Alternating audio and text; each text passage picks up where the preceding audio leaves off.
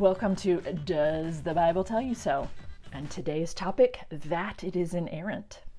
Okay, so first of all, let's define inerrant or inerrancy, right? So when someone says that something is inerrant, they mean that it is without error. Hear that in the word? So this usually means something like it's either exempt from error, it can't have any errors, or that it is entirely consistent within, right? And accurate within, in this case, within the different texts. Okay, so what that means also for most, again, coming from a Christian perspective, what that means for most Christians is that everything that's talked about in the Bible is accurate, historically speaking or politically speaking. Everything that's attributed to Jesus is exactly what happened. All of the different pieces are trustworthy, right? So that's generally what's going on for a person who believes that the Bible is inerrant. Everything in there can be trusted. The second thing I want to say is I used to believe this about the Bible, so I'm really not interested in mocking anyone who does think that or making fun of people who look at it this way. Usually when someone thinks that, believes that, deeply convicted about that, it's because of the way they've been brought up to think about it. It's the way they've been taught to think about it. And so I get that, and I hope that you will too. Okay.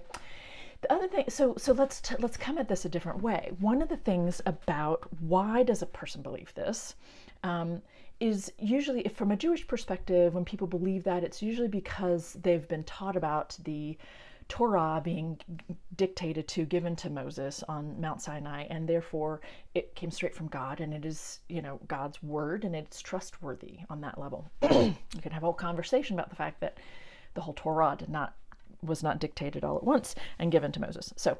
But a lot of people do believe that, right? It's part of the tradition. It's part of what people are taught. Okay.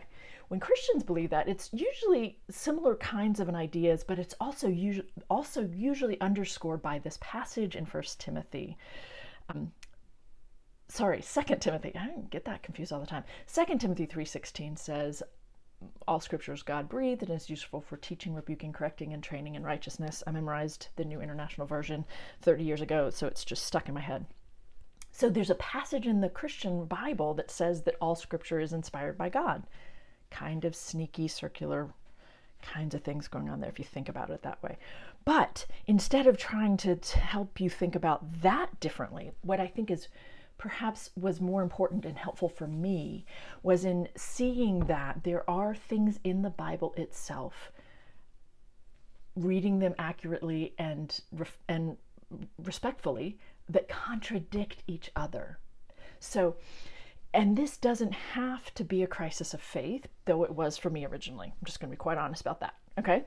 So instead of it being a crisis of faith, ultimately it can become a way for people to understand the Bible better, have a better understanding of it, usually through the understanding of the different types of genre involved, understanding how these different writings worked at the time that they were written. Okay, so let me give you two quick examples of what I mean by there being contradictions within the scriptures themselves, right? That we're reading them accurately. I'm not misunderstanding something to see it this way. The first is there are two different creation stories at the very beginning of the book of Genesis. Genesis chapter 1 bleeds over a couple verses into the second chapter, and then the rest of Genesis chapter 2. These are two separate creation stories, and one of the things to point out to help you see what I mean, there's a whole list of them, but let me just point out one, is that in the first creation story, God creates all of the animals first and then creates male and female, boom, right there at the very end. In the second creation story, what we have is God creates a human, not a male, by the way, a human, and then does some R&D to find a partner for that human and comes up with all the animals, and then creates a second human, and then we have male and female, and there you have it. These two orders of creation do not match up.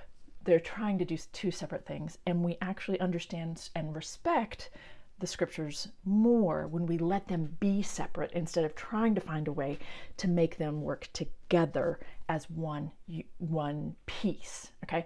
The second thing comes from the Newer Testament. So this is a really startling and it's important content. So I'm gonna throw it out there anyway. In the Gospels, There are 4 Gospels, and 3 of them, Matthew, Mark, and Luke, all have Jesus eating the Passover meal with his disciples.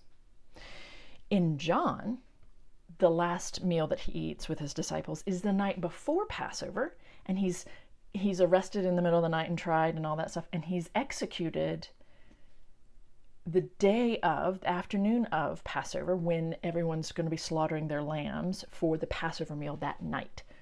So one of them, he's eating the Passover meal. The other, he's dead by the time of the Passover meal. They cannot both be true, right?